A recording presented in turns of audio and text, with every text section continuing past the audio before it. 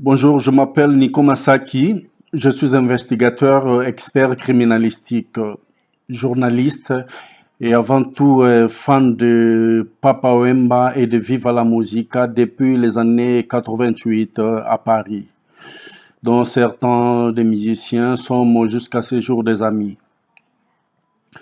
J'ai appris comme tous le décès de Papa Wemba, ou Vieux Bokul comme on a l'habitude de l'appeler. Naturellement, comme toute personne normalement constituée, il y a des interrogatives à savoir pourquoi et comment, etc., etc. Mais cependant, en visionnant des images, certaines choses m'ont intrigué. La première, aucun massage cardiaque n'a été effectué sur place. La seconde, la contamination du lieu, incompris, facilement quoi. Et tertio, l'annonce anticipée du décès. Bon, cela me pousse réellement à inciter la famille de Papa Wemba de demander une autopsie. Bon, certes, faire recours à cette pratique de la médecine légale n'est pas facile pour la famille, hein. Vu les Africains, notre culture, hein, ben, néanmoins, ça permet d'apporter à tous ceux qui sont chargés d'appliquer la loi les éléments de connaissance de la science médicale qui affinent leur appréciation des faits et de leurs auteurs.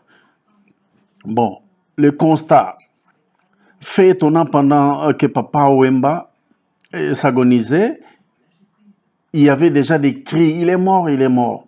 Bon, tandis que la mort implique obligatoirement l'intervention d'un médecin. Ça veut dire, il convient de rappeler en effet qu'il n'y a pas de définition de la mort dans le code civil ou pénal. Le sujet est mort quand le médecin estime qu'il est mort. Au lieu de crier « il est mort », il était préférable de demander un transfert à l'hôpital par des organisations d'urgence, mais au préalable, amorcer depuis la scène des manœuvres de réanimation. C'est ce qu'on n'a pas vu sur ces images. Si je me trompe, en tout cas, j'ai besoin des images pour réaffirmer mes propos ou désaffirmer. Un pseudo-agent de la Croix-Rouge faisant office, pour moi, de décor pathétique, inactif. Conseil pour la famille de papa, il faut qu'il sache si la mort est naturelle ou provoquée par une tierce personne.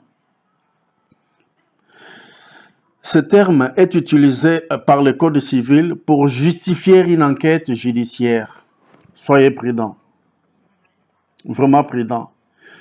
Il faut savoir que si les médecins n'avertissent pas le pouvoir public du caractère suspect du décès, il n'y aura aucun contrôle et par conséquent, une cause d'origine criminelle peut passer inaperçue, ni vue ni connue.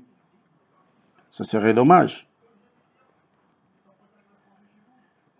Ça serait dommage pour la mort d'un grand artiste comme papa. Pourquoi suspicion d'empoisonnement? Le comportement d'un membre du protocole est assez intriguant. Si vous avez vu des images, relatons les faits. Après la chute de papa, il se précipite que sur les micros qu'utilisait Papa Wemba, sans porter attention à papa, comme faisaient tous les autres. Ensuite, il relève automatiquement les micros et la met hors de portée des voix nasales et buccales de ceux qui étaient ou s'agitaient autour de papa, instinctivement, comme si pour protéger. Vous l'avez bien vu ces images. Ensuite, il fait quelques pas, il s'éloigne et fait un arrêt pour bloquer brièvement le mouvement, comme si il avait intention ou essayé de masquer son automatisme, de rentrer, prendre le micro et sortir.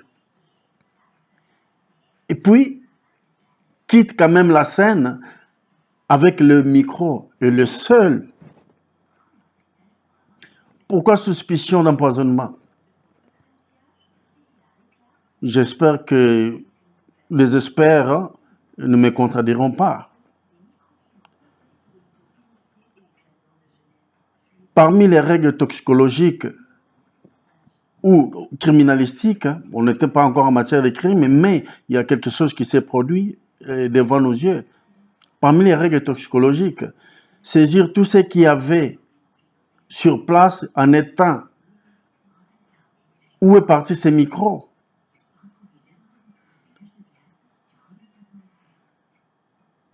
Parce qu'il y a des poisons qui peuvent être inhalés par des micros, ou par une simple chemise, ou par état des moyens connaissant la matière.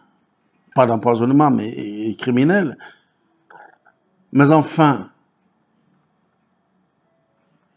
qui en voulait à Papa Wemba au point de vouloir sa mort? Lui qui n'était pas conflictuel. Qui a bénéfice de sa mort? Ces questions méritent des réponses. Quant à moi, je dis, repose en paix, papa. Papa Wemba, Shungu Wembadio, vieux Bokul. Tu commences déjà à nous manquer. Je suis disponible de participer à l'enquête. Je peux voyager soit au Congo ou à Côte d'Ivoire pour aider à l'enquête. Merci. Mes condoléances à la famille. Maman Mazone, condoléances Nangai, Nico Masaki.